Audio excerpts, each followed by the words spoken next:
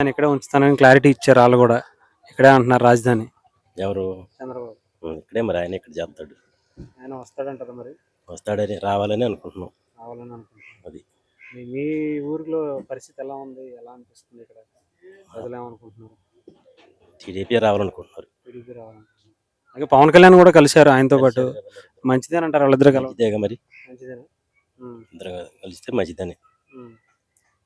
ఈసారి మరి ఎలా ఉండబోతుంది? వీళ్ళిద్దరికి కలిసి పనిచేస్తారు, జనాలకి బాగానే ఉపయోగం ఉంటుంది అనుకుంటున్నాం.